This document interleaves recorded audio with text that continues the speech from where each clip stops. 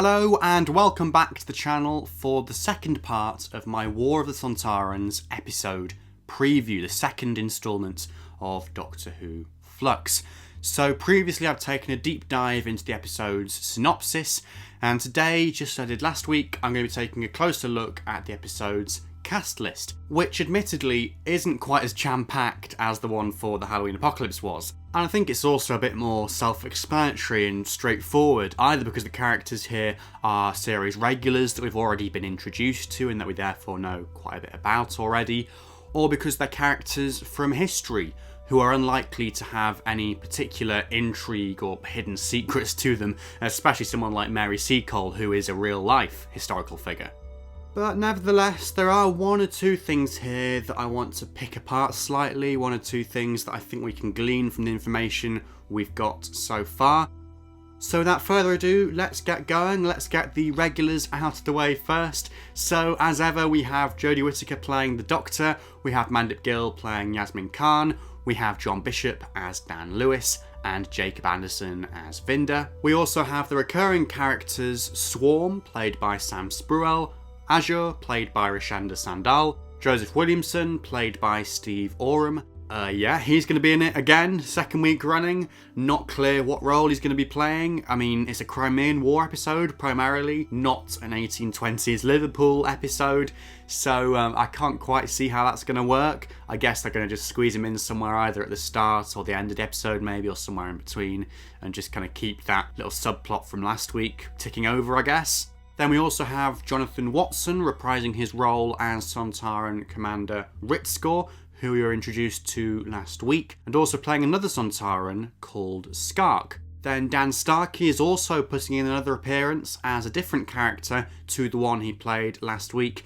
This time he's playing a Sontaran called Svild, I think is how you pronounce that. I mean, Sontarans always have slightly weird names, but there we go. Then actually we only have 6 other guest characters listed, so we have Mary Seacole, played by Sarah Powell, or indeed Sara Powell actually. I've only just realised that for all these weeks I could have been saying that wrong. Apologies if that is the case. But yeah, Mary Seacole is very much our celebrity historical figure for this episode, in the vein of other stories from Doctor Who and from the Chibnall era. We've had Rosa Parks, we've had Ada Lovelace, Noreen Khan, King James I, Mary Shelley, so she is joining that tradition. And as I touched on in my synopsis video, I do hope we get to see a lot of this character in this story. It would be a shame to have her in there and to not, learn lots about her. I'm sort of hoping she plays more of a Rosa Parks type role than an Ada Lovelace or Noreen Khan, where, those characters were just a smaller part of proceedings really in Spyfall Part 2. I mean, with all the elements we've got in this story to make it up, I guess I am sort of preparing myself for the fact that she might be playing a slightly smaller role than she would do otherwise. But if one thing's for sure, it's that she is perfectly cast in this role, Sara Powell, because she was born in Jamaica, much like Mary Seacole herself. Then we have another historical character, but this time one that isn't a real-life historical figure as far as I can tell. It's General Logan, played by the actor Gerald, whose previous credits include Casualty and the Sherlock episode The Abominable Bride from 2016, in which he played the character Thomas Ricoletti.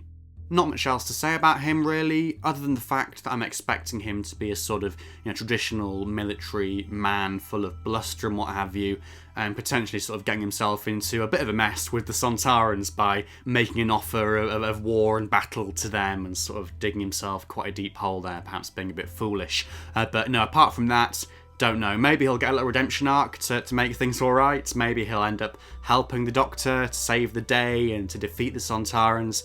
Who knows? But all that is speculation at this stage because we barely have any information about this character. We then have a pair of characters who we've sort of been aware of for quite a few months now because John Bishop spoke about them in an interview, and also I think they were seen at filming about this time last year with the Sontarans and an infamous frying pan.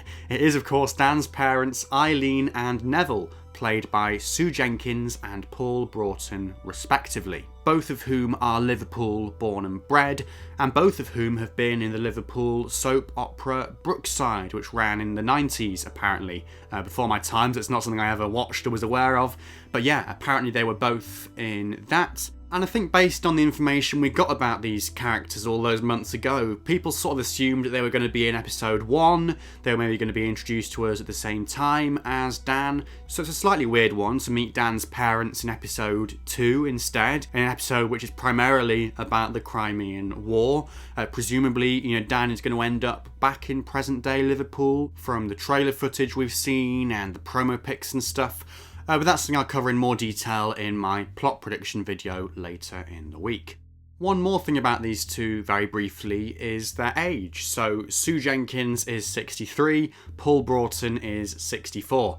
And for context, John Bishop is 54. So there's basically 9 or 10 years between him and his parents, which is a bit weird, but I guess it's TV, and we've seen in the promo pic of these two characters that they are sort of slightly made up with white hair and wrinkles and what have you. So I guess it's just a quirk of TV production, that we've got these actors that in real life are not old enough to be John Bishop's parents by any stretch of the imagination, playing the parents of his character. It's a bit of a weird one, but I don't think there's anything in particular to read into this beyond the fact that, they're just employing actors that are slightly younger than they would otherwise be, probably because of health reasons and what have you. You don't want actors who are actually old enough to be John Bishop's parents on set hitting Sontarans with frying pans. That's probably not the best idea.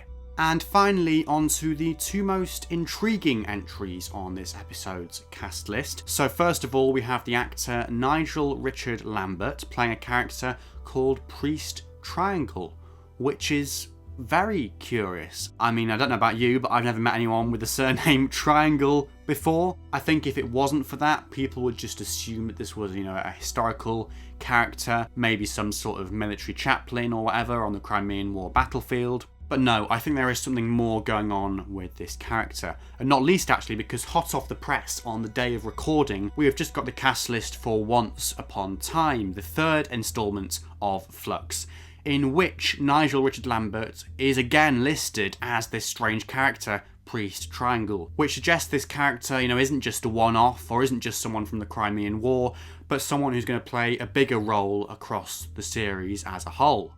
Obviously, as you'll know if you've watched my synopsis analysis video, we've got this whole thing going on in this story with a mysterious temple on a mysterious planet. So could this Priest Triangle character be linked to that somehow? Because obviously, priest and temple are both, words to do with religion and what have you. So there's perhaps some sort of link there. It has also been suggested that this character could be a voice-only character, and not least because Nigel Richard Lambert has voiced multiple characters for Big Finish in the past, and also actually he was in classic Doctor Who. He played the character Hardin in the 4th Doctor story The Leisure Hive from season 18, 1981.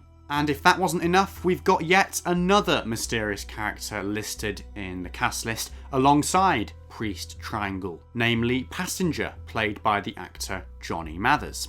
So I googled Jonny Mathers just out of interest, as you do, and it came up with a load of news articles from 2013 about a campaign to get him to play Chewbacca in Star Wars. I think set up by his wife because he is a massive Star Wars fan, and he just made this offhand comment about wanting to be in Star Wars, and then his wife set up this online petition or something of that sort. I don't know, something along those lines. But the key thing to all of this is that he is 7'3", which I believe would make him ideal to play Chewbacca in Star Wars. I'm not a massive Star Wars fan, I've never watched it or anything, but from what I know, Chewbacca is a fairly tall character, I think, I'm assuming from this. And interestingly as well, that the main point here is that if you cast your minds back to the Liverpool filming from March this year, there was a very tall, big, bulky, black-clad figure we saw at Liverpool Metropolitan Cathedral, who loads of people likened to the Shadow from the Armageddon Factor.